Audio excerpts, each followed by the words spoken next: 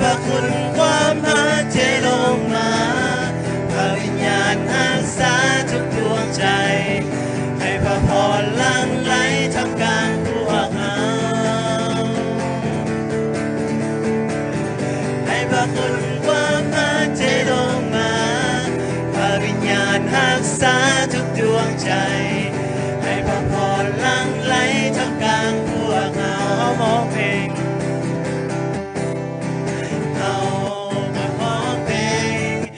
บรรเลงสรรเสริญพระเจ้าด้วยสุดจิตด้วยสุดใจสุดกำลัง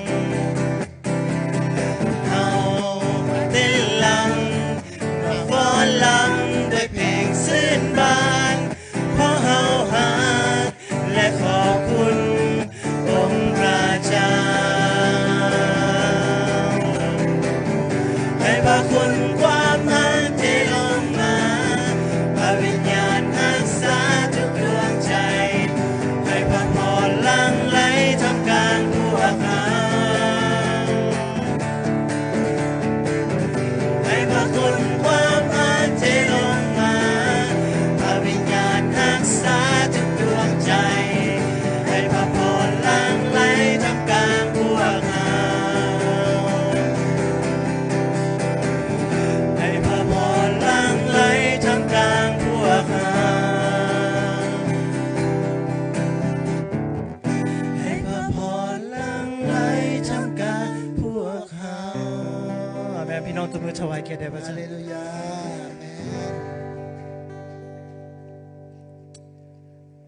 อาเมนพระเจ้า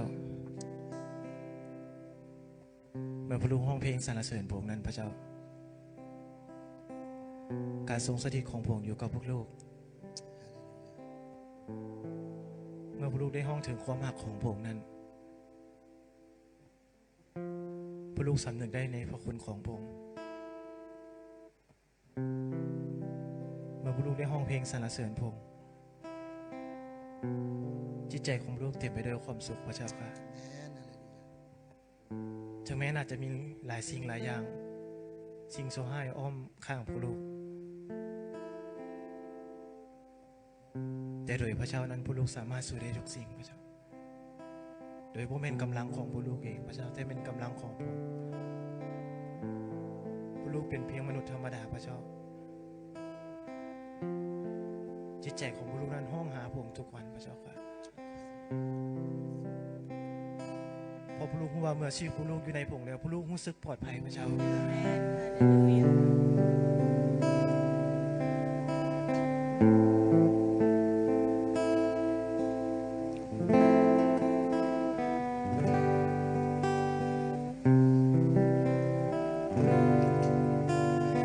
เยซูใจลูกห้องเพียงหาพระองค์อยากอยู่ใกล้ชิดพระองค์อยากจะได้สัมผัสในความรักที่ห่วงใยลูกขออยู่ในอ้อมกอดของพระองค์หับการเยียวยาหัวใจเปลี่ยนแปลงชีวิตใหม่โดยอำนาจองค์พระวิญญาณขอพระองค์อบกอดลูกไว้ขอครอบครองทั้งหมดดวงใจลูกขอเดินในนามพระทัย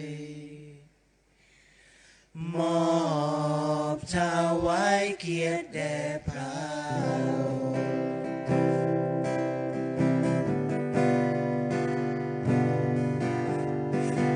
เยซู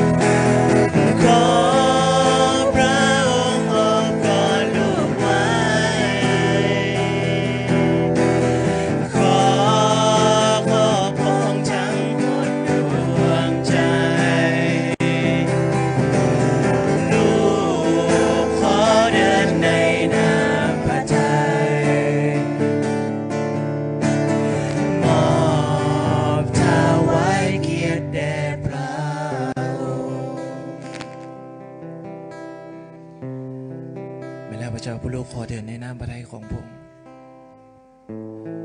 ขอพระองค์โอบกอดพระลูกไว้ด้วยพระเจ้าค่ะโอบกอดพระลูกไว้จนกว่าเมื่อที่พระองค์เสด็จมากลับมาพระลูกไปพระเจ้า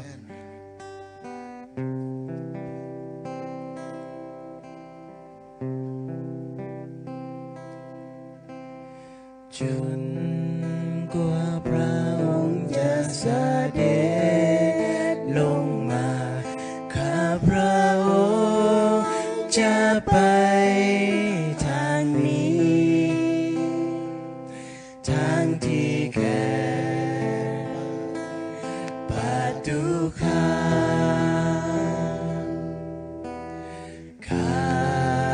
ตามไป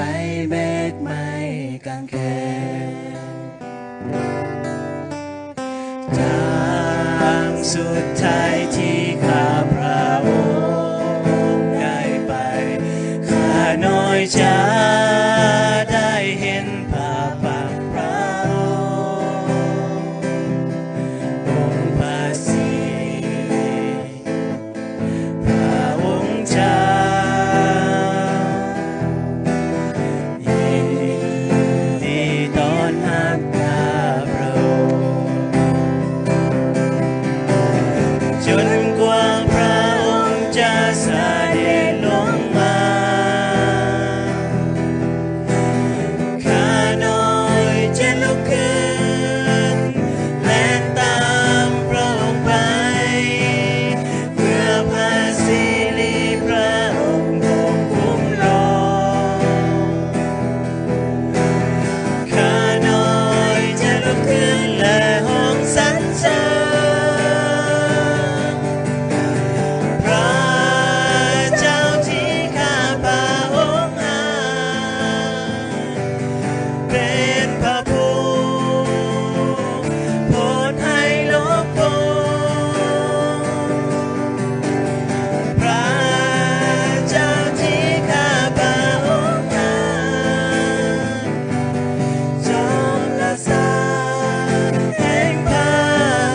สิริทางสุดท้ายที่ข้าพระองค์ได้ไปข้าน้อยจะได้เห็นภาพบางพระองค์พระสิริพระองค์เจ้ายินดีต้อนรับข้าพระองค์จนกว่าพระองค์จะเสด็จลงมาข้าน้อยจะลุกขึ้นและตามพระองค์ไปเพื่อพระสิริพระองค์ปกคุ้มครองข้าน้อยจะลุกขึ้นและห้องสรรเสริญพระเจ้าที่ข้าพระองค์อาเจ้าพระโปรดให้โลกโปรพระเจ้าที่ข้าพระองค์อาจอมรักษาแห่งพระสิริจอมรักษาแห่งพระสิริ